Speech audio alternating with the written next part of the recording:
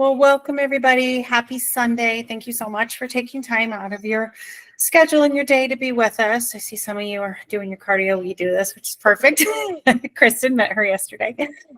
So everybody, we're just going to start our call tonight, and I wanted to give a brief introduction for our guest speaker, Miss Angela White, who is truly the backbone of Fit Body Fusion in a million ways. And I will let her kind of give a little bit of her timeline with the Fit Body, but she truly is everything to all of us.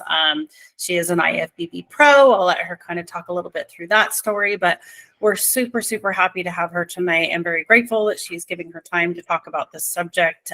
So I will hand it over to Angela and let her tell you her little intro. Hi, everybody. Thank you guys so much for inviting me onto this call. This is actually my first platinum call that I've been on. I've seen a few of the recordings on YouTube and everything, but this is my first call that I'm on, so I'm super excited. As Ann mentioned, I am the manager of Fit Body Fusion, so I kind of do a lot of the behind the scenes. All of you that are on this call, I'm sure you guys were in contact with me when you first started. So I was the woman who kind of helped you get started, sent you the DocuSign, did all of that fun stuff. But yeah, so I've been with Fit Body Fusion since 2014. So almost 10 years, or 2014, I joined as a client. 2015, I came on as an employee. Soon after that, I became a coach. And yeah, I've been almost going on 10 years.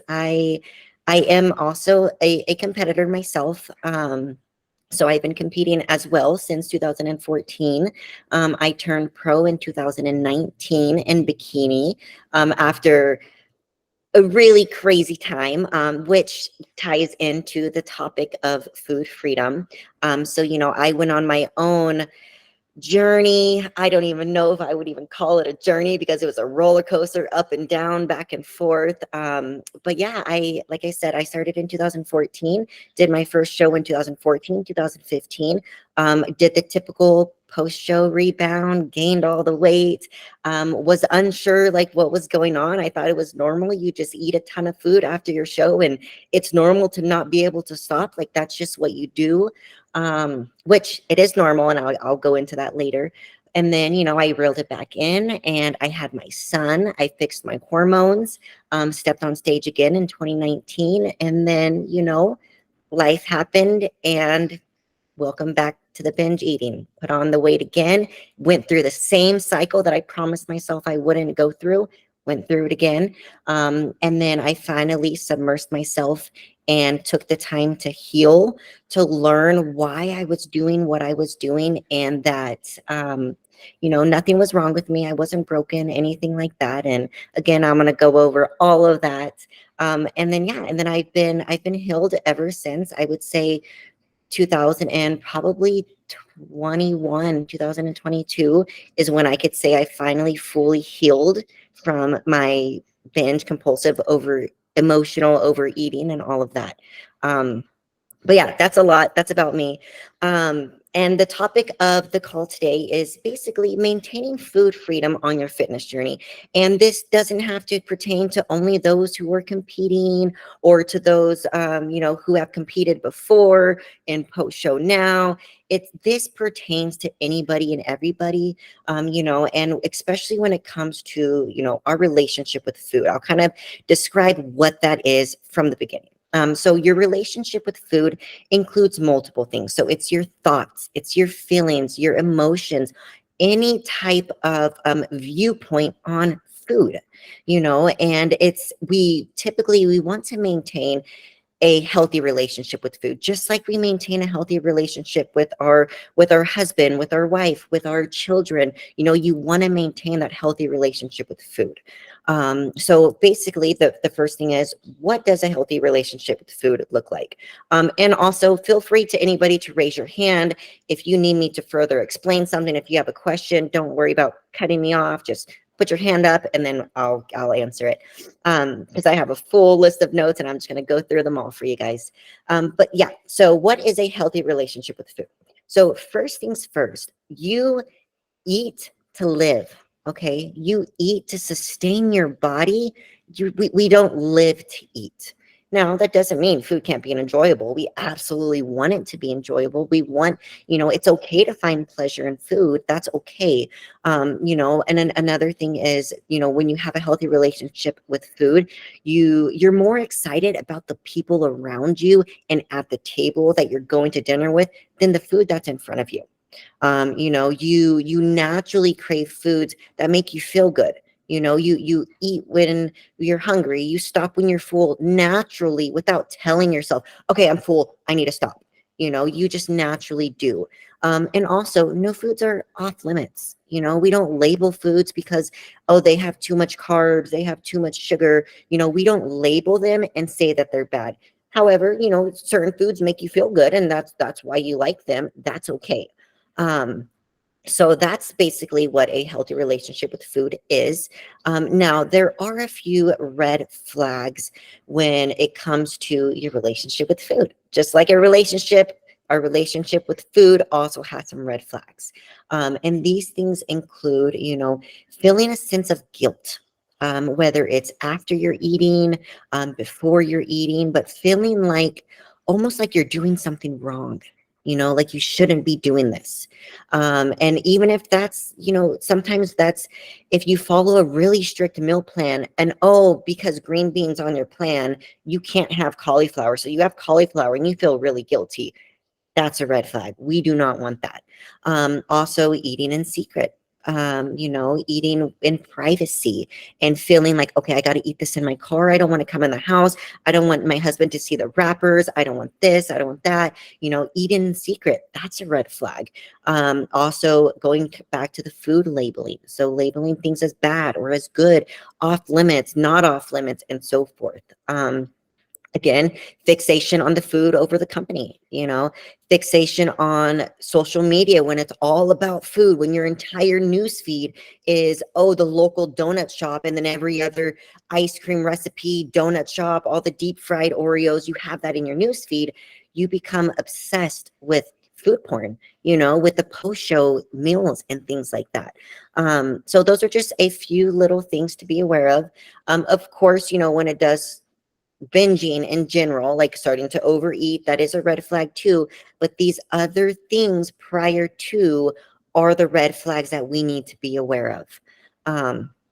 Now, when it comes to these red flags or just really different, weird, off, not comfortable feelings towards food, there are a few things that can trigger them. Now, there's many things, but there's three things specifically that I am going to hit on. And these three things are what make up your internal environment.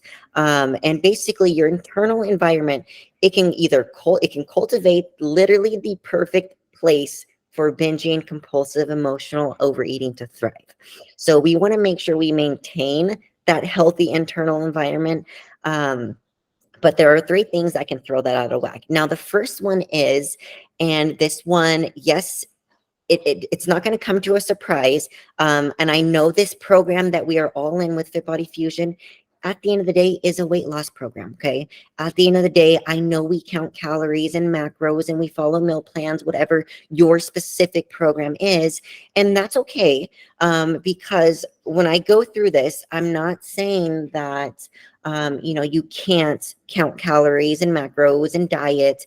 What I'm saying is to be aware of those red flags. So keep that in mind, okay?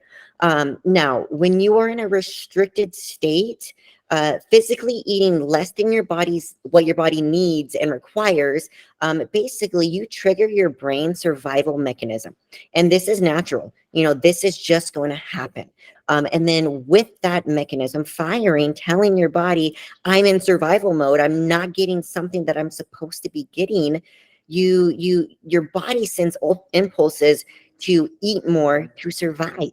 Your body does not know that you are consciously choosing to diet. Your body does not know, I am safe, Angela. I am counting my calories and I am doing this only for show. I am not going to die. I am okay. Your body doesn't know that. Your body, the whole mind, your mind will give up before your body does. It's a whole same concept. So when you're in a calorie restricted state, your body sends these impulses to survive, and to survive, it needs to eat more. So you get this impulse to eat. And also, just like the more you deprive yourself, the more and the harder you diet. Think of it like a bow and arrow. Okay, the harder you diet, the more you pull that bow and arrow back, the further it's going to slingshot forward when you let go, when you release that and you give in. And that looks like feasting on everything in sight, binging until you're sick, eating until you're uncomfortably full. Maybe you don't get to that state right away, but it's something to be aware of that can happen. However, this is normal, you guys. This feeling of needing to eat, this feeling, it's your body's normal response. Okay. So it, like I said, you're not broken, you're nothing's wrong. This is just your body trying to protect itself. Okay. Again, it doesn't know you're choosing to diet. So that is number one, is being in a calorie restricted state. Number two is having this Last Supper mentality. Now, this Last Supper mentality is literally what it says. Today's Sunday, tomorrow I start my diet. So what does that mean? I'm going to go get that cheat meal. I'm going to come home, eat the rest of the ice cream, get into the peanut butter, eat the rest of the almonds. You're going to have that Last Supper because it's game time tomorrow. However, how many times is this a repeated cycle over and over and over? And it doesn't necessarily have to do with, oh, I'm going to start my diet tomorrow. It can be anything. Say tomorrow is when you're like, okay, I'm starting Angela's Food Body Freedom program, and I'm going to heal my relationship with food. Tomorrow, I'm never going to binge again. You're going to have that Last Supper mentality still. Say you just finished your show, and today's the day after the show. You just got off stage. I need to eat all that I can eat, everything that I can eat, because I got to check in with Angela tomorrow. I got to get back on track. It's that Last Supper mentality. And again, it all ties back to being restricted. And then the last reason would be basically you've primed your body, the environment to binge. And because you have these subconscious food rules. Now, these food rules can be very, very, might not even think of them. But when you grew up, your mom said, oh, Natasha, make sure you don't eat all that bread. That bread makes you fat, but because she subconsciously heard that occasionally, maybe 3 times growing up, she naturally thinks, oh, carbs make me fat. Carbs make me gain weight. Therefore, she doesn't like carbs, and she's internally, subconsciously scared of carbs, so she doesn't eat them, and she labels them as bad. Or say, sugar-free. I don't do any sugar. I don't do any sugar at all. But then whenever you get a taste of that sugar, what happens? Tomorrow, I got to go back to my no sugar diet. So you're going to eat it all. It could also be something that's also like being vegan. You label yourself, I am vegan. And then now you create all of these restrictions around all of these foods. And now there's nothing wrong with being vegan, you guys. I'm vegan myself, However, if I accidentally eat something that I had no idea has honey or eggs in it, it's not like, oh, I feel this total guilt. It's okay. It's all right. I didn't purposely mean to do it. Back on track, and it's fine. Totally okay. But creating these food roles creates a sense of self-judgment. And it's the self-judgment that is literally the fertilizer to binge eating soil. It literally fuels the cycle. And the self-judgment is what comes after you accidentally fall off track. You eat those carbs, so you judge yourself. Then you're like, screw it. Does all of those things kind of make sense, you guys? The way we prime our environment to literally thrive and just want to binge. Now, there's many, many other things, that can cause you to binge. However, these things are the one of the prime things that cause this. Now, you're probably questioning, what about, why do I want to overeat whenever I'm sad? Why do I want to overeat whenever I'm happy? You know, and it's because there's been a time where you dieted, okay, and you had a really shitty day, and all you wanted was, you just wanted that frappuccino from Starbucks. Okay, you know, that's fine every once in a while, but you had that frappuccino, and that literally fulfilled that feeling of whatever feeling it was. And it doesn't mean it's a negative feeling, you know, whether you were sad or mad or happy, you fulfilled that.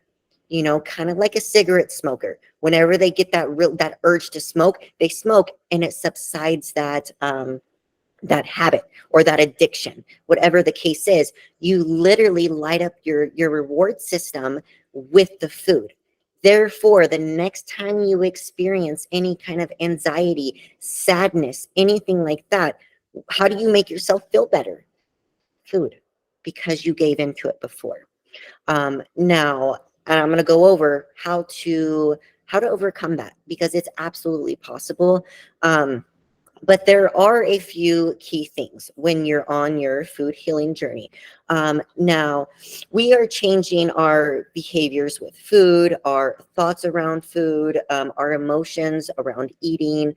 But in order to do that, we need to be aware of what exactly is going on. Basically, those feelings of wanting to eat, they do become programmed and they become habitual. Like I just said, you gave into an urge, lit up the reward system, and now it's programmed. You know, now that's just what you do to make yourself feel better.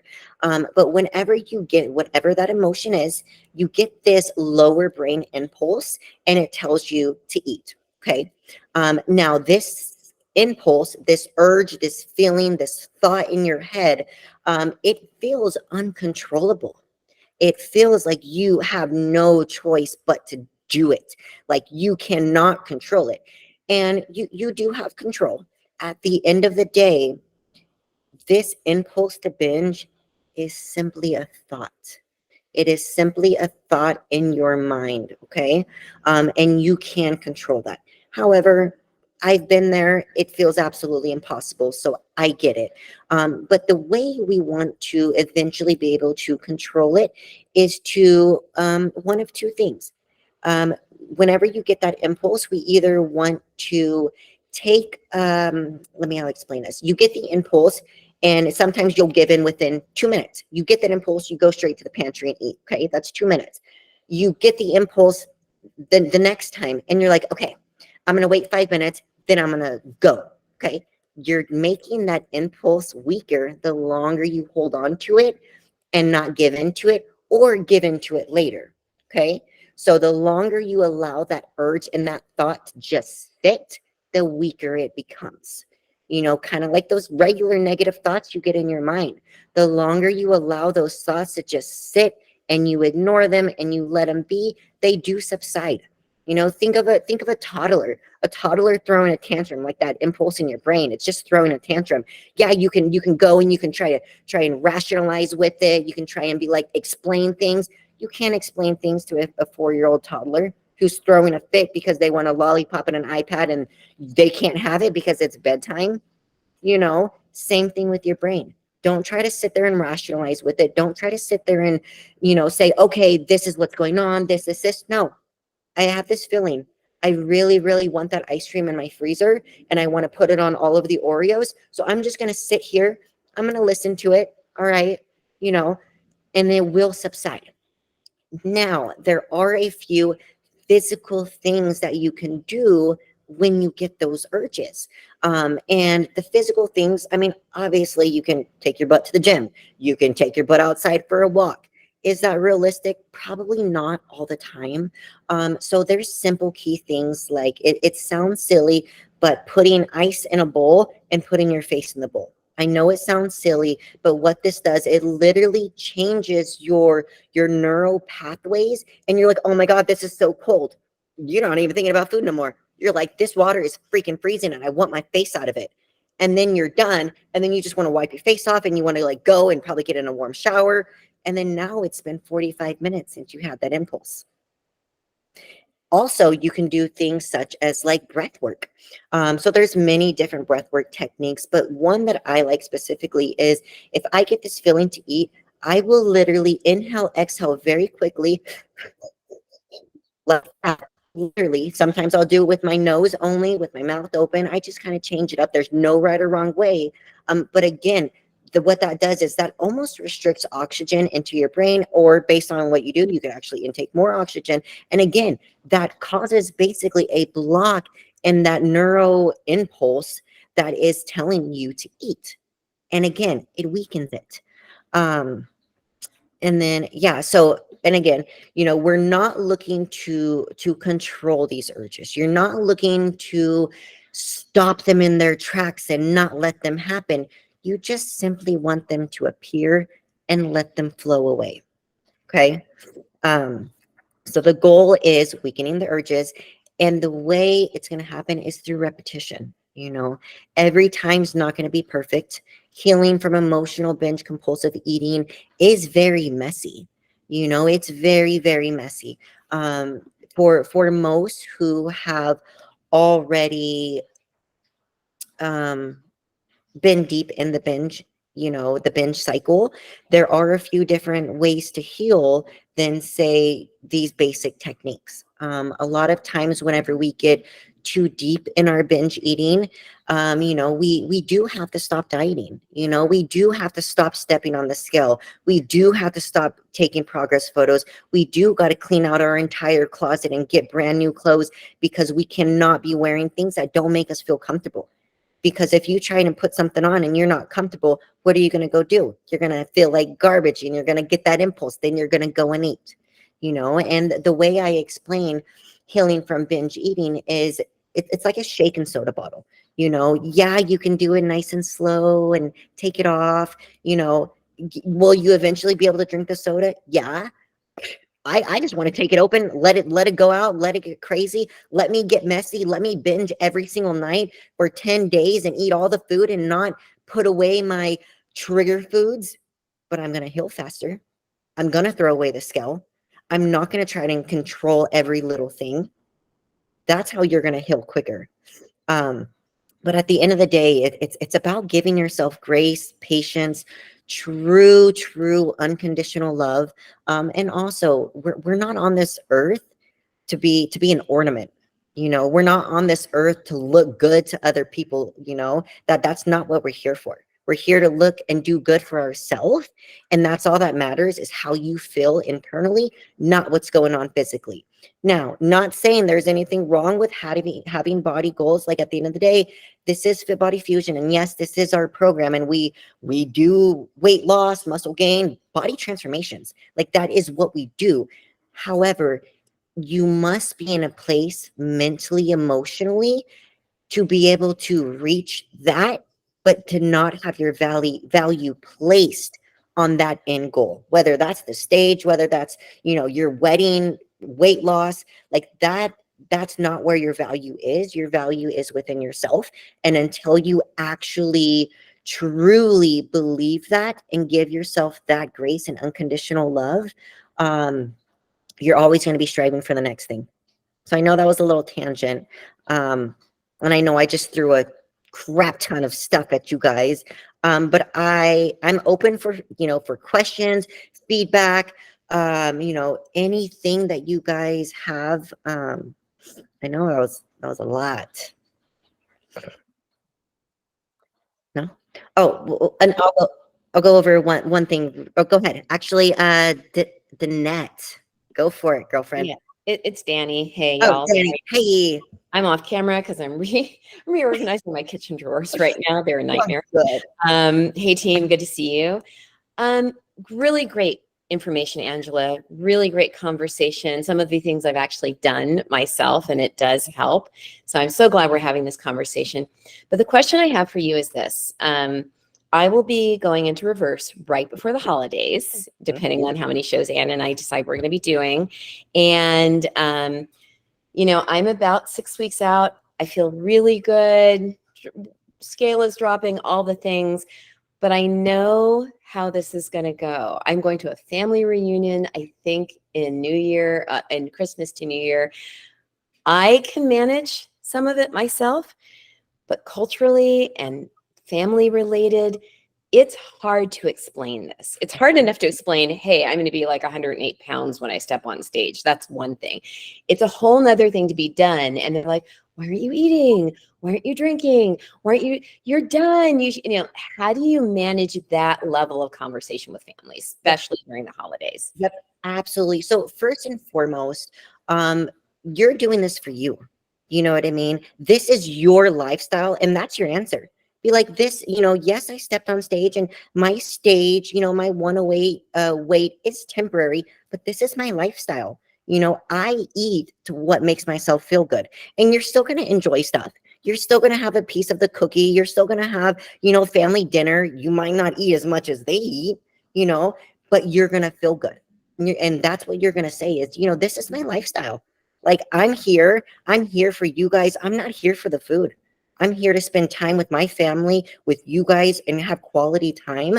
The food is always going to be there, you know. And hey, if I really want to try it, like I'm going to go and eat it, you know. And also, like, you know, managing. I like how you brought up the holidays too. Managing the holidays, whether it's after a show or not, it is definitely, it goes back to giving yourself that grace. Don't restrict yourself.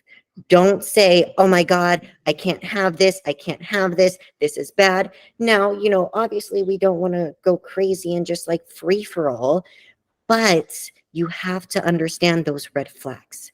If you are starting to get those red flags, definitely let your coach know, because maybe that means we don't go so slow with your reverse.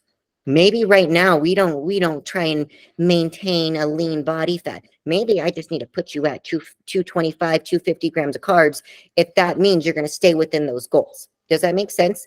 Because if you're at 150 grams of carbs, but you keep overeating because you just, for whatever reason, you don't feel satisfied, you want it. Okay, you know what? I'm going to put you at 250, but you hit them, you feel good because you hit them, and then you want to stay on track, but you're still getting some of those fun foods. You're still getting some of your meals, you know. Or maybe you do have an intuitive day. Now, the intuitive days are very, very tricky, and a very, very sticky, because, you know, they can lead to that Last Supper mentality, that free for all. However, if it does that, again, that's another conversation. Maybe that means we got to pull the plug and we got to stop tracking if it really gets to that. But going into the holidays with your family, you just got to be like, look, this is my lifestyle. Yes, the stage is temporary. And like, you could even be like, yes, I'm extra lean right now and I'm extra skinny compared to what you think, you know, but this is temporary. Like, this is just temporary. It's just a season out of the year, a season out of my life. And I'm here to spend time with you guys. And, you know, I'm here to enjoy the food with you guys too, in my own way. I love that. Thank you so much. Of course.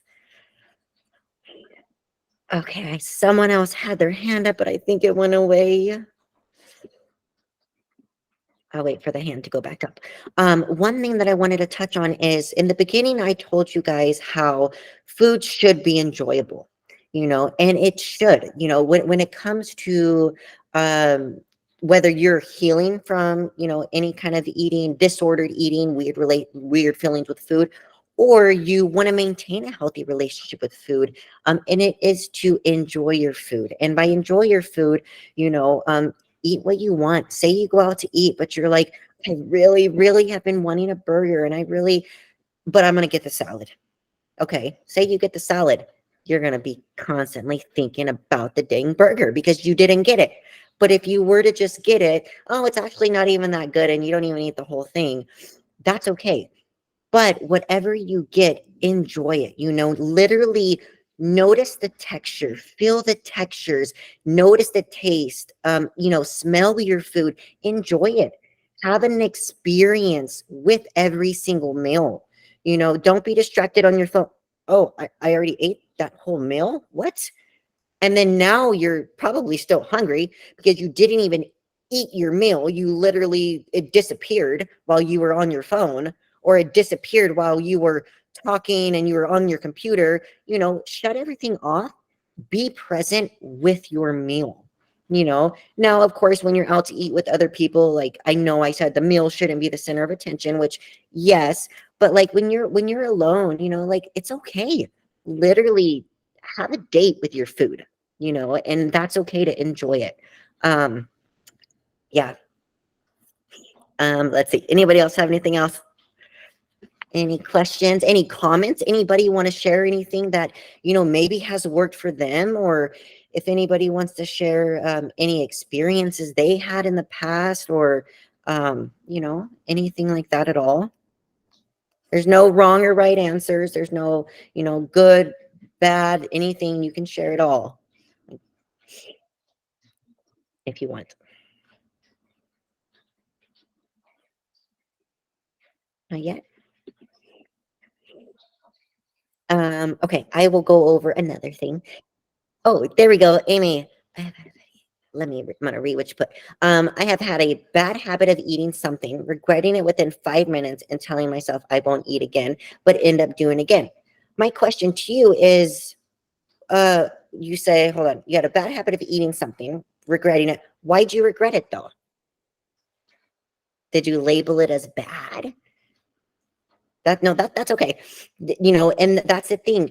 The regretting it goes back to that sense of guilt. The sense of guilt stems from this food is bad, whatever it is. I don't care if it's the fattiest brownies. Oh, they're bad. I can't have those. You labeled it as bad, therefore you feel guilty.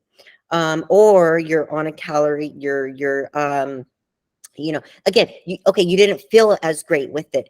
That's okay, you know, and it goes back to eventually, how do I say this? So when you allow yourself total food freedom and allow yourself to eat whatever you want without restriction. I know this sounds crazy and I know this sounds scary, but you truly get to eat whatever you want, when you want, how much you want, whatever. The food begins to lose its power. You know, it begins to be less satisfying. You know, you ate all of the brownies and all of the trail mix, and now you're like, ugh, like it's not even like lighting up my reward system anymore. You know, it loses its power. Now, whenever you get really deep in binge eating and you do heal, that is something that I require of my clients, is to eat without restriction. And this is also why we don't step on the scale. We don't take photos, because that's not the goal. The goal is to allow food to lose its power over you and to lose its prestigiousness, you know, to lose the excitement of whatever that food is, and for it all to just be, this is just food. You know, sometimes I crave broccoli, sometimes I crave cookies. That's okay. You know, I go and I have broccoli. I go and I have cookies. That's okay. And that's normal, you know? So I know that was kind of all over the place. But at the end of the day, Amy, it does come down to the calorie restriction, you know, giving yourself a little bit more freedom, a little bit more flexibility, and ultimately giving yourself grace, you know, and also don't tell yourself, I'm not going to eat this again. Why not? Why can't you? Next time it might fit your macros, you know? Next time you'll be able to eat only half of the brownie. Next time you won't have to eat the whole thing, you know, because you are allowing yourself that freedom, and also you're giving yourself permission, and that's okay. And that's what we want. So hope that helped. That was a lot all over the place.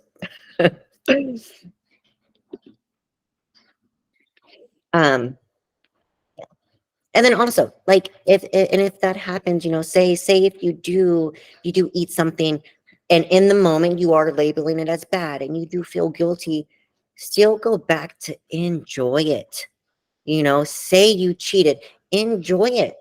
You know, why are you gonna cheat and then hurry up and scarf it down and not even sit there and enjoy it?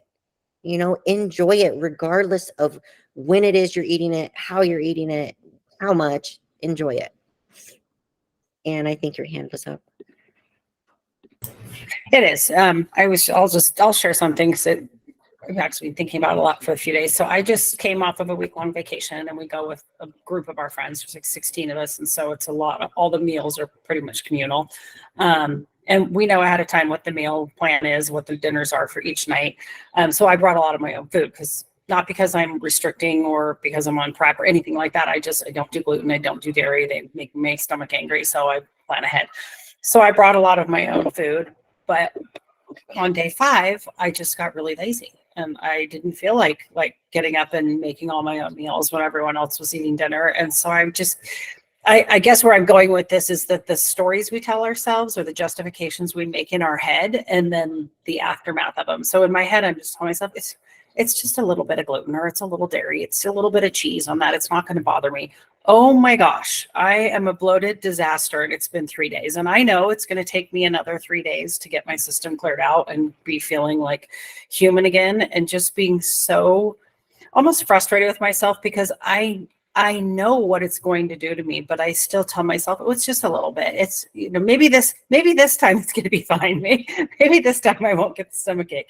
I know damn well I'm going to. I know I am. And then I'm looking back on it going, okay, I've now been miserable and bloated and just not feeling well for 3 days over a 5-minute meal that would have taken me an extra 10 minutes to make my own food. You know what I mean? So just the connection we have with food. And for me, it wasn't even an emotional thing like, oh, I really want to eat that. It was pure laziness. Like, just, this is ready and I don't want to make my own meal, so I'm just going to eat it. It's fine. Those are the kind of things, like, as we get older and you start kind of learning your behaviors, and I've done the binging thing too, but now I think my triggers are gluten and dairy, or eating things that I know are going to make me feel like shit and talking myself into eating them anyway. It's insane, but I keep doing it. So I think we all have our chinks in our armor, like you said, where you're like, that's mine. I want to be able to eat those things when I can. I can't because they make me feel like trash, but I think I want to eat them, and I still do every now and then, and I just pay the price. So. Yep. My confession for today.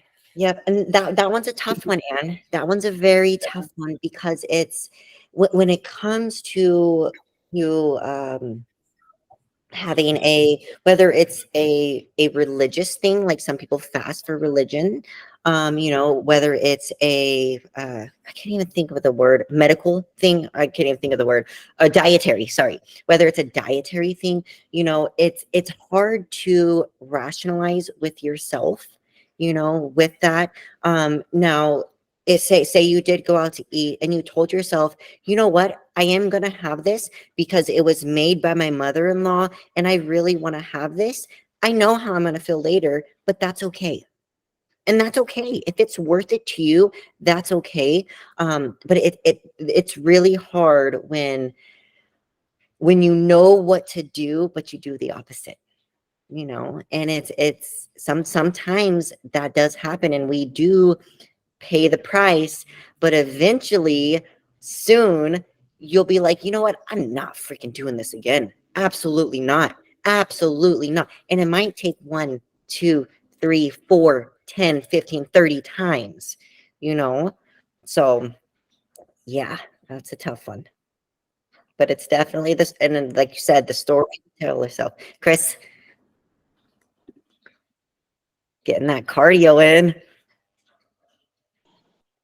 Oh, did you say Chris? That's my husband's name. I'm Green. Oh, that's what I knew.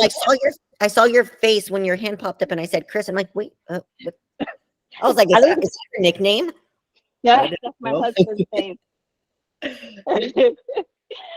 I have a confession to make. So whenever I'm about to go to bed, right? I'm already had my macros for the day, and I still feel so hungry, and I'm sleepy, and I reach for a banana and don't even remember eating a banana until I wake up the next morning and see the banana skin next to me the next morning. How do you control that? Because I know I was hungry, but I don't even remember because I was just so sleepy. Yep. So technically, Corinne, that is a medical condition. So it's you're sleepwalking. You essentially are sleepwalking. But that is the prime example of your body in survival mode. You are sleeping and you're hungry and you eat. That's normal. That's normal. You eat when you're hungry. But it's hard when, obviously when you're in prep and we're choosing to do this, we know we're going to be hungry. Like that, this is a whole different thing. When you're in competition prep, when you're dieting, hunger is 100% name of the game, and I'm not saying like that's good or bad, anything like that, but that's the name of the game if we're in this sport, unfortunately. But with that, what I would recommend is one, talking to a doctor saying, I can't be sleepwalking. That's literally what it is, but you're sleepwalking, eating, getting up out of bed. But doing something to make sure you stay asleep, you stay in that bed.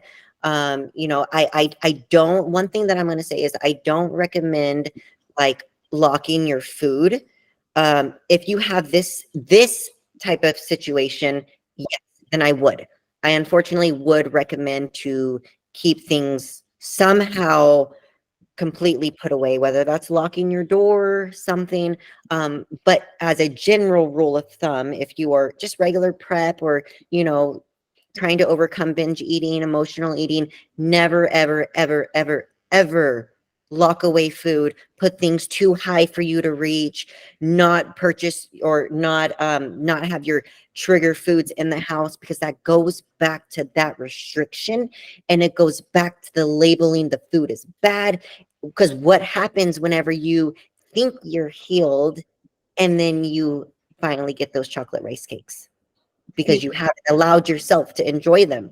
You haven't allowed yourself to, or you haven't allowed the chocolate rice cakes to lose their power because you've kept them away from you at a distance. Does that make sense? Yeah, yeah. So Yeah. this never happens in off season. This usually happens like when I'm 3 weeks out for a show, you Yep. know. So you're right. It's as close as a show when it happens. And I get in trouble with Jamie because I try to be honest and put what happened and and Jamie was like, well, you need to, stick to your macros, Yep. It's hard. Your body is literally in survival mode, and that's why it doesn't happen in off season, because you're eating enough calories to feel at homeostasis, and you're not in prep. So I would first look into something to get you to literally knock out before bed, to stay asleep. And this would be the only case that I would ever suggest to lock your door, put away things, don't let anything be easily accessible, and so forth. But first, I would talk to your doctor. Like, just be like, look, I'm sleepwalking, I'm getting up and eating in the middle of the night, and I'm not remembering. That's the thing. Okay. Right. And also it is, I'm really big on this is something you have to mentally get to. Like, I don't know, it's called like lucid dreaming, where you're aware you're dreaming. Eventually, like, you can become aware. Now that's a whole nother level of consciousness, literally. But you could even get to that, to where you start to program your mind to be like, okay, when I wake up at night, I'm going to remind myself to go back to sleep, or I'm going to remind myself. But that might require working with somebody who does conscious and subconscious work. So Right. Another option. Yeah. Thank you. Of course.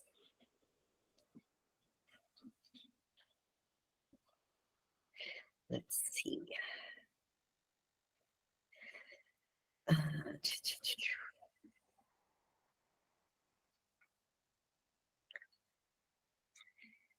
Anybody have anything else? Anything at all you want to share? You want to ask? Comments? Anything? By the way, I just got to say, you guys, this is my first time ever speaking on food freedom. It's something that I have had such a personal passion for, healing myself, others, because when it comes to binge eating, I mean, it's very debilitating, and I'll just kind of share, since, nobody has questions. For me, I knew it was an issue. And I will always be the first to admit this. I knew it was an issue when food became, I don't want to say more important than my own child, but when I was more focused on food than my child, and I know that sounds crazy to a lot of people, and I love my son dearly, but that's how much food had its control over me, to where my son was screaming and all that I wanted was to just get in the fridge. I just wanted to go and grab peanut butter. So he was crying. I grabbed peanut butter really quick because I just wanted to feel good. I just wanted to feel better because I was so stressed. He was crying and so forth. That's when I knew that something was not right and it needed to change. My healing journey, it was very messy. I've taken multiple food freedom courses, I've listened to all the podcasts. I've done all of the homework, the journaling, the meditations, all of that. And all of it did serve a purpose, but it wasn't until I truly comprehended I can control that urge. I can control that simple thought that I am getting to eat. Because at the end of the day, it is simply just a thought. Now it feels like it's someone's pulling me, someone's forcing me. I feel like I'm going to die if I don't do it, literally. But at the end of the day, it is simply just a thought in my mind that's lying to me, telling me by eating that food, I'm not going to have anxiety anymore. Eating that food, I'm no longer going to be depressed. Eating that food, me and my husband's relationship is going to be nice and dandy. It's not true. And that's, we can't place the solution to our problems, or, like I said, you can binge even when you're happy, but it shouldn't be placed in food, because food does not have the power to do any of that. So we just have to really, go ahead, Ann.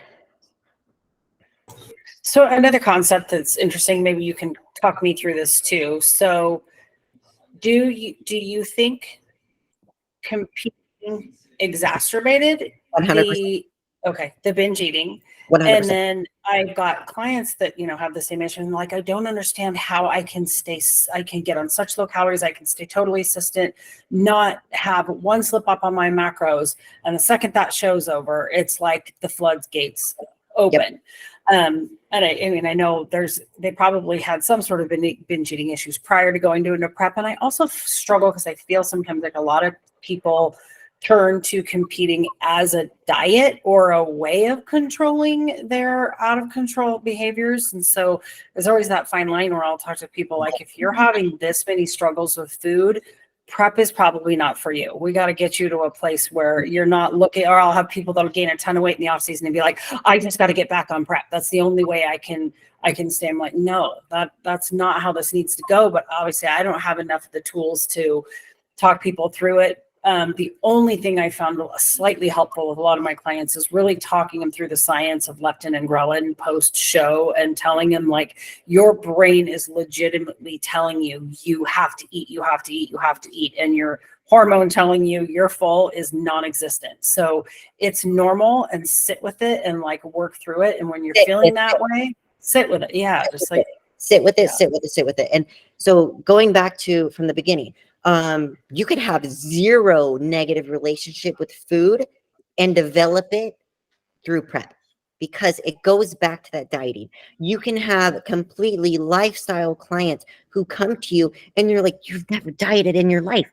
Why are you binging? Why do you have this weird relationship with food? And it's because they're that mom who was rushing out the door in the morning. They just drank a black coffee. They got to work. They got straight to their desk. And I guarantee you, they didn't even eat their first meal until 2, 3 p.m. Maybe they just, lived off of coffee till they got home, made their meal, had a big old dinner, and then went to bed. They didn't think there's anything wrong with that, right? But their body is deprived. Their body is in that survival mode. They are unintentionally dieting. They are unintentionally doing it. And again, their mind doesn't know they're safe. Their body only knows, I need to survive.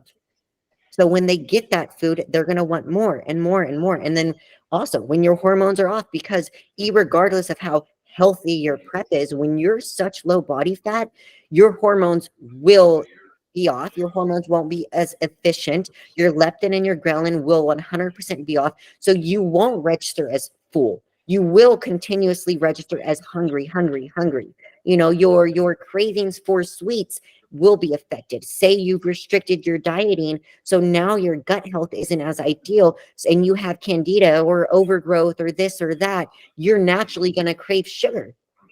Not because you restricted it, but now because of your gut. And then you give into the sugar, and then it makes you feel good, lights up the reward system. And then what happens? You just crave in that urge. Everything is in a complete loop.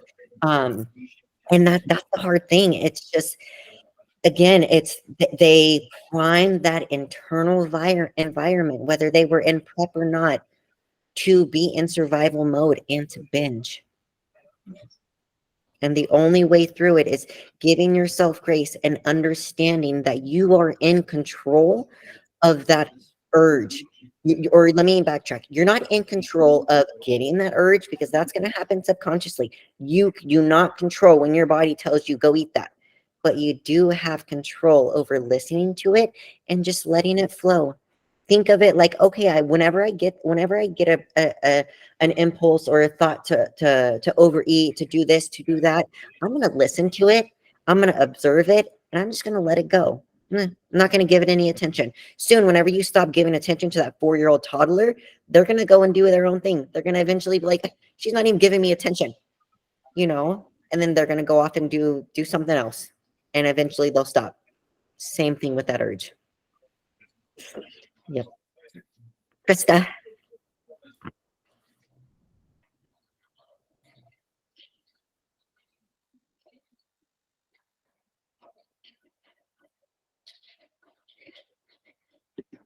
Let me see. Maybe Anne can unmute you. Anne or Natasha, the owner of the meeting. Unmute Krista. Let me find her. There she is. I am not. It's not letting me unmute her. I can't do it. Oh no. Here, Jen, go ahead and go, and then Krista, as soon as you get that, just say something, and then yeah.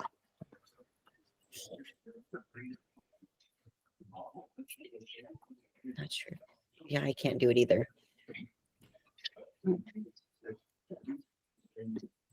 And then Laura, I do see your comment, and I will go over that. Just want to know. Can you hear me? Here we go. We can hear you, Krista. Yep. Hey, hi everyone. My name is Krista, and I'm really new to this transformation. But this is really interesting for me because I'm an exercise scientist, but I used to play a semi-professional in the sport, so I can relate so much to this because I went through some health issues where I had to, about last year and a half now, actually let my body heal and understand that, you know, part of what you talked about, that reward system, you know, part of it is the dopamine, right? My dopamine was from exercise. My dopamine was from, you know, that. And when I had to let my body heal, I don't drink alcohol anymore. All those things, though, have to reset. So your body is seeking that from a shelf, whether it be food, whether it be. So I'm in the process now. What I've learned through this is, like you were saying, and I echo, just really learning to practice. You know, we have to practice at this. This is a process. And again, I know what it's like to train for something sports specific, but what I'm doing now with my coach is very different. But I went on the deep end because letting my body heal from I have Hashimoto's, and dealing with letting go of alcohol and all that stuff, you know, you start reaching for those. And I started to overeat, but I also said to myself, gosh, I need to give myself some grace here, because you know, at the end of the day, I have to allow my body to get rid of inflammation. So, you know, as taking on this new, I guess you could say, journey, my comment is, you know, you're right. Our bodies are very primitive. It doesn't know we're starving. It just knows it's hungry. But I do feel like also with the reward with habits, and understanding, like you were saying, Angela, just allowing ourselves to practice. If we Repetition. want to get good at anything, what do? We practice. We want to be good at our job. If we want to be better in our relationships, we practice, right? So that's the approach I'm taking now, because I don't want to say off the deep end, but I went to a point where I just said, I'm going to eat what I need to eat. And that was a tough thing for me. So I'm kind of going back on the other spectrum, if you will, but I'm taking that approach.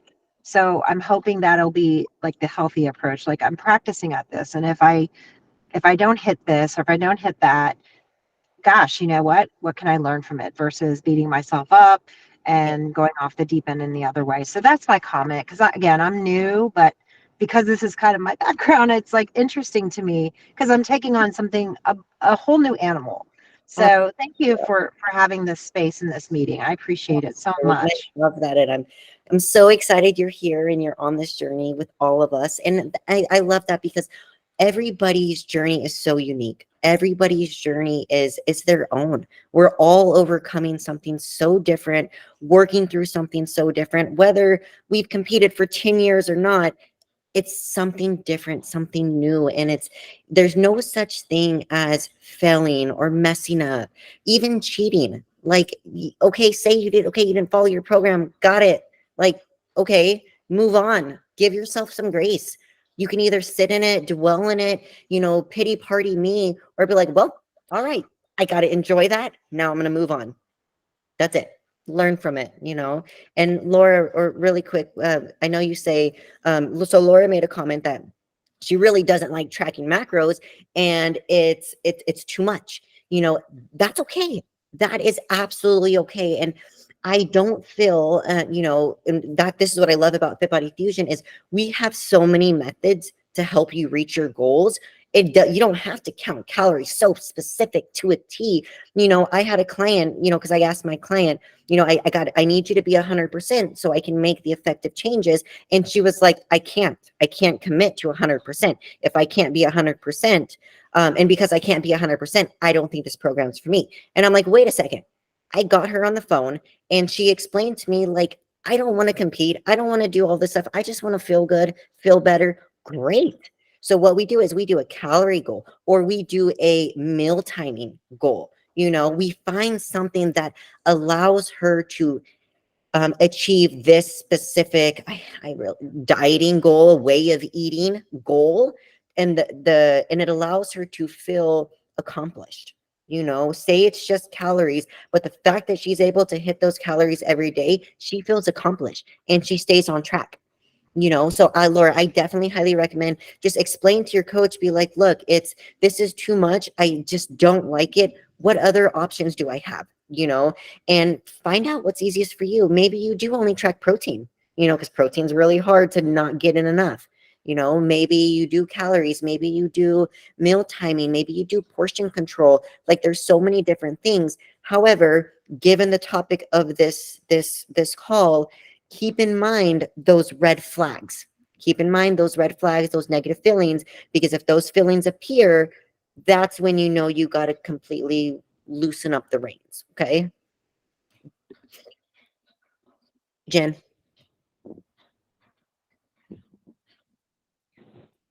Okay. Hey guys. So I wanted to bring up another point, like how you said there's the mom rushing out the door, living on coffee till 3 o'clock. That's completely me. And you know that my body's stubborn. I came into this 6 months ago, barely eating, because that was me. And also, how aside from binge eating, I found myself thinking a lot like, well, it's okay, I haven't ate today, so now I can just eat whatever I want, which is absolutely not healthy. And I've learned a lot from that. But I think that's a big thing too. Like, you still have to eat every meal. And I'm a dessert person. I have a sweet tooth, and I found healthy alternatives through this process for that satisfies that. But I think, like, teaching your body, like, no, you still have to eat through the day is also really important. Absolutely, absolutely. I love that. That's the thing. It's how you just said, because I haven't ate all day, I get to have this big old meal. You may not even binge on that big old meal, but it's the same cycle of a binge. It's the same cycle of overeating and your body telling yourself, I need to overeat because I haven't ate all day. And then it's going to be like, oh, it's only 9 a.m. I have to eat. I just ate my last meal and I'm in bed. I have to eat because that's all Yeah. you've known. Even though you weren't intentionally doing it, you're just a busy mom. It's still primed that internal environment to thrive. Thank you. Oh, but it was such a pleasure to be on with you all.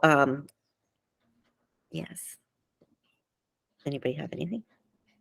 I know we're a little over time, so I want to respect everybody's time and whatnot. I do just want to lastly mention, so given everything that I've said, I am in the works of creating a Food Body Freedom, FBF, program it can be like an add-on to what you're currently doing.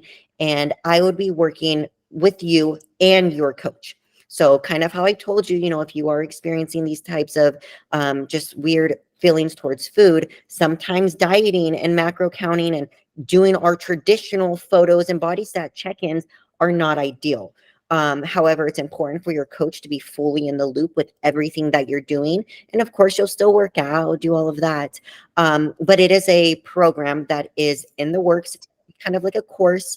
I would say it'll be launched within the next 6 to 10 months because it's a long process, you guys. But with all that being said, I am here. If anybody ever has anything, one thing you don't want to do is isolate yourself on this, that when you get these feelings, they're normal. We all feel them. Nobody just talks about them. Okay. Even your top pros, even your top coaches. I mean, all of us coaches, myself, I've been the biggest binge eater, 60 pounds in 6 months. You know what I mean? I've gone from 99 pounds to 160 pounds, not being pregnant. Okay. And it doesn't devalue anything about me. It doesn't take away my value as a human being. And it definitely doesn't take away my value as a coach. Okay. But I just want you guys to know that you are human. We all feel it. We all know it. But reach out, share your struggles, share everything to get through them. Yeah, that's it. Thank you, Angela. Thank you so much for coming on, giving us your time. That was amazing. Got some great information. Yeah, we appreciate you so much. So, Awesome. thank you. Well, it's my honor. And like I said, if anybody needs anything, contact your coach. They can put you in contact with me. And I'll, help point you in the right direction if something that I can't help with. So appreciate you all. And I will definitely be on another call. So everybody enjoy your Sunday. Yep. Thanks, everybody. Thanks, everyone. Have a great night.